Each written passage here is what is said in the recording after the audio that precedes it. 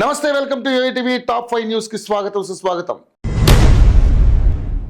కేంద్ర ప్రభుత్వం లేకుండా రాష్ట్ర ప్రభుత్వాలు పనిచేసే పరిస్థితి లేదని కేంద్ర మంత్రి బీజేపీ రాష్ట్ర అధ్యక్షుడు కిషన్ రెడ్డి అంటున్నారు. ఇక సన్న బియ్యంలో కేంద్ర ప్రభుత్వం నిధులు 80% ఉన్నాయి. ఎరువుల మీద 70% సబ్సిడీ కేంద్ర సర్కార్ ఇస్తుంది. ఆర్థిక పరిస్థితుల్లో రోడ్ల నిర్మాణంలో రాష్ట్ర ప్రభుత్వం చేతులు ఎత్తేసింది.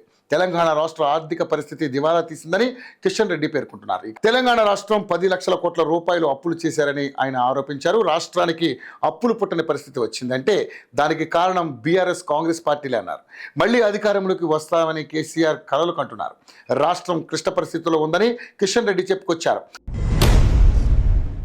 గుండెపోటుతో ఏఐజీ ఆసుపత్రిలో చికిత్స పొందుతున్న జూబ్లీహిల్స్ ఎమ్మెల్యే మాగంటి గోపీనాథ్ను BRS party working president KTR పరామర్శించారు.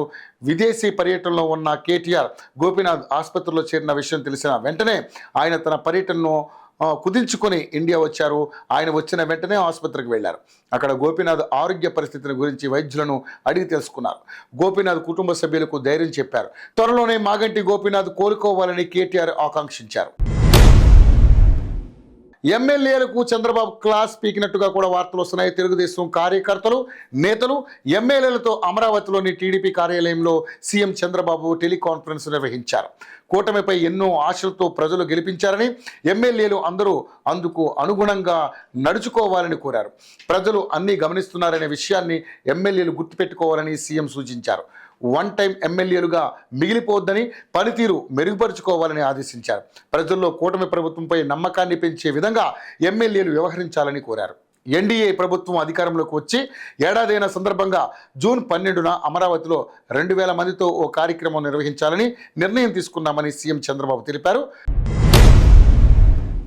ఇక ఎవరికి భయపడను అంటున్నటువంటి హరీష్ రావు ఇక కాళేశ్వరం కమిషన్ విచారణపై బీఆర్ఎస్ ఎమ్మెల్యే హరీష్ రావు కీలక వ్యాఖ్యలు చేశారు.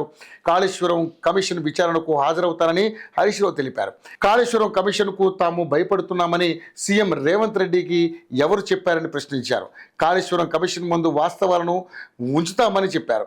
కాళేశ్వరంపై కాంగ్రెస్ దుష్ప్రచారాన్ని పటాపంచలు చేస్తామని తెలిపారు. బీజేపీకి ఎన్డీఏ జేబు సంస్థలా మారిందని హరీష్ రావు విమర్శించారు.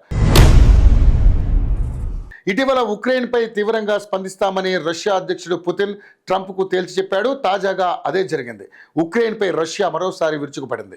400కు పైగా డ్రోన్లు, 40 క్షిపణులతో దాడులు చేసింది. కివ్, ఎల్విన్, సుమితో పాటు ఇతర ప్రధాన నగరాలపై ఈ దాడులు చేసింది. ఈ దాడుల్లో 6 మృతి చెందారు. కివ్లో 3 ఫైర్ సిబ్బంది, లూట్స్లో 2, చెర్నీహివ్లో 1 మృతి చెందారు. అలాగే మరో 80 మందికి తీవ్ర గాయాలయ్యాయి. ఈ దాడులను ఉక్రెయిన్ అధ్యక్షుడు జెలెన్స్కీ తీవ్రంగా ఖండించారు. రష్యా చేసే దాడులపై ప్రపంచ దేశాలు స్పందించడం లేదని అసంతృప్తి వ్యక్తం చేశారు.